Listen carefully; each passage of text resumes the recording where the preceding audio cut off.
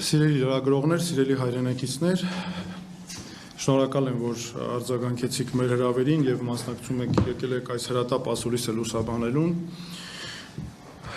Մի քանի շաբաթ առաջ վերջերս մենք հայտարարեցինք, որ գործարկում ենք թեժգիծ։ Եվ թեժգծի նպատակն էր, որպեսզի հավաքագրենք փաստեր ընտրական գործընթացին քաղաքացիների մասնակցության սպառնալիքների դեպքերը վերհանելու, փաստերը արձանագրելու եւ նաեւ մեր քաղաքացիներին պաշտպանելու համար։ Ու պետք է ասեմ, որ դա թեժգիծը գործարկեցինք այն բանից հետո, երբ վախեցնելու եւ մարդկանց սպառնալու դեպքերը սկսեցին դառնալ համատարած, ու գործարկելուց հետո մենք սկսեցինք ստանալ ահազանգեր։ Եվ պետք է ասեմ, որոշ հրապարակումներ արել ենք, իսկ այսօր ես կհրապարակեմ ձայնագրություն, որտեղ բացահայտ երևում է, թե ինչպես են պարտադրում ուսանողների մասնակցել քաղաքացիական պայմանագիր կուսակցության նախընտրական քարոզարշավին։ Խոսքը վերաբերում է Արմավիրի տարածաշրջանային պետական քոլեջին։ Հիմա ես միացնեմ եւ հետո նաեւ կպարզաբանենք։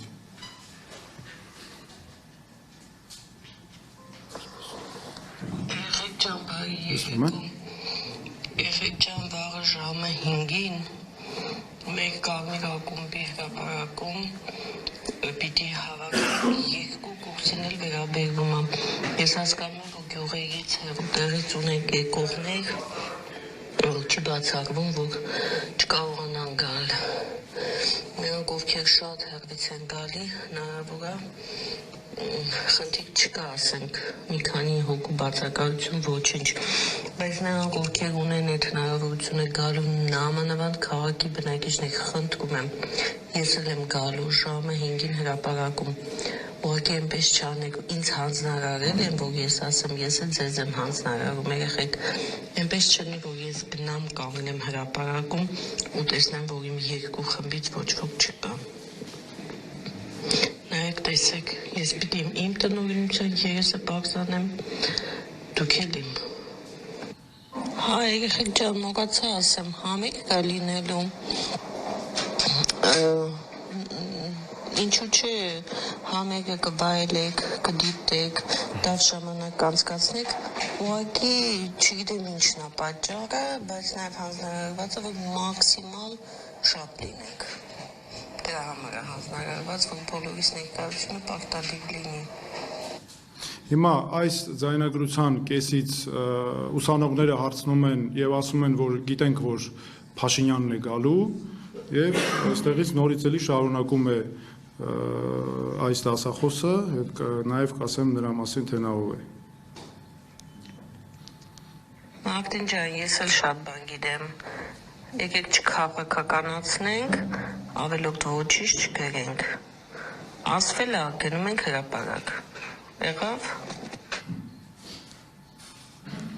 Վիտալի ջան, ով որտեղ երբ գնա, չգնա, ժամը 5-ին հրապարակ, ինչքան դժվար ընկալեցիք, ինչ որ ասեցի։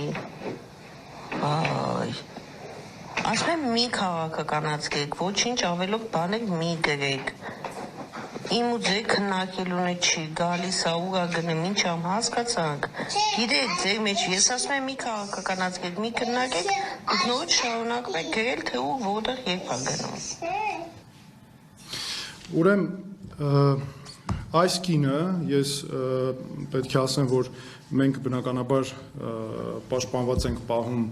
այն մարդկանց, ովքեր մեզ դիմում են, իհարկե համապատասխան մարմիններին մենք կներկայացնենք համապատասխան հաղորդումները, բայց կոնկրետ այս կինը բացի դասախոս լինելուց նաև քաղաքացիական պայմանագիր խմբակցության ավականու անդամ է Արմավիրի ու նաև ձեռքի հետ էլ զբաղվում է այս հանցավոր գործունեությամբ։ Տեսեք, մենք ինչ է այս ամենը ցույց տալիս։ Նախ ցույց է տալիս, որ մենք գործ ունենք մեծ հանցավոր սխեմայի հետ, որը վերաբերում է, որը նպատակ ունի մեր քաղաքացիներին ստիպել, հարկադրել, մասնակցել իշխող քաղաքական կուսակցության հավաքներին, այստեղ տեղի է ունենում բացահայտ պետական ռեսուրսի չարաշահում, Պետության հարկադրանքի լծակները օգտագործվում են քաղաքացիներին ստիպել աջակցել իշխող կուսակցությանը, պետության հարկադրանքի լծակները օգտագործվում են ընդդիմությանը եւ նրանց աջակիցներին ճնշելու ահաբեկելու համար, հարկադրական լծակներով նաեւ քաղաքացիներին ձերբակալելով ընդդիմության նկատմամբ ճնշումներ են գործադրում եւ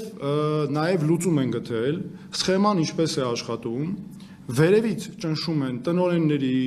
ուսուցիչների, մանկավարժների նկատմամբ, հետո իրենք մեջից չոր դուրս գալու համար ծառայողական քննություններ են իբր թե նշանակում, պատասխանատվություն են ենթարկում, բայց տակը մնում է, նրանց դերակատարությունը ստացվում է որևէ անգամ չի քննարկվում։ Սա նաև տեսակ այս ձայնագրությունը ինչ է ենթադրում, որ ինչ է նշանակում, որ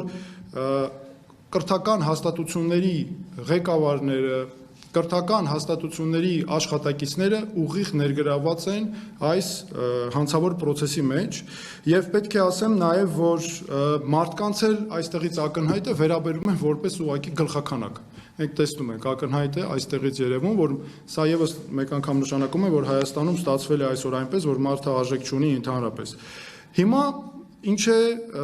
նաեւ որն է հարցադրումը։ Այն իրավիճակը ինչ որ այստեղ ստեղծված է, նույնն է ինչ որ եղել է նախկին ժամանակահատվածներում, բայց շատ ավելի այլասերված, ավելի այսպես վախեցնող, ահաբեկող մարդկանց մեթոդներով։ Ես իմ գործունեությամբ, իմ փորձով առնչվել եմ շատ ընտրություններին, բազմիցս քննադատել, խնդիրներ ենք վերհանել եւ այլն, եւ պետք է ասեմ, որ այս համակարգը հիմա որ ստեղծված է, նույնն է, ինչ որ նախկինում իր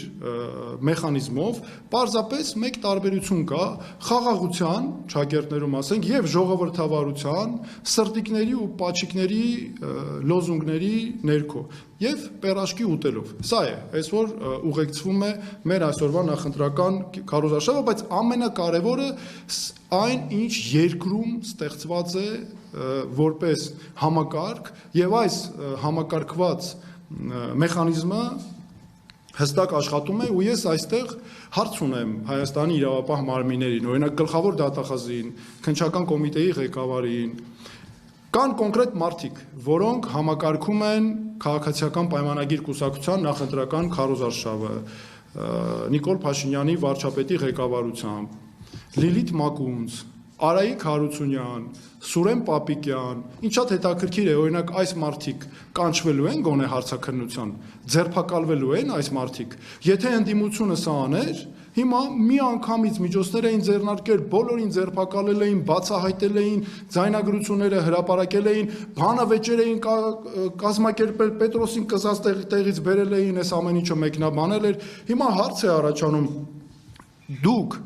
իրականացնելու եք իրավական հայտարարում եք իբր իրավական համակարգ է, աշխատելու է այս մեխանիզմը, թե ոչ։ Ես տվեցի կոնկրետ անուններ այս պաշտոնատար անձանց, որոնք կոնկրետ ներգրավված են նախընտրական քարոզչությունը քաղաքացիական պայմանագրի կազմակերպելու հարցում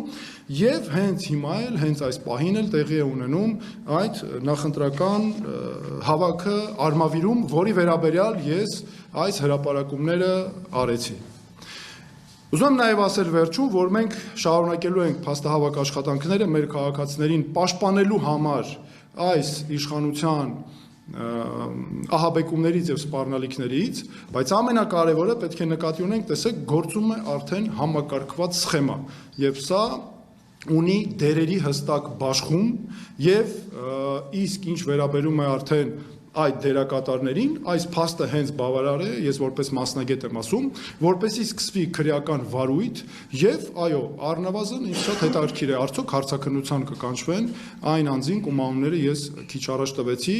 եթե այդպիսի սխեմա իրականում գոյություն չունի։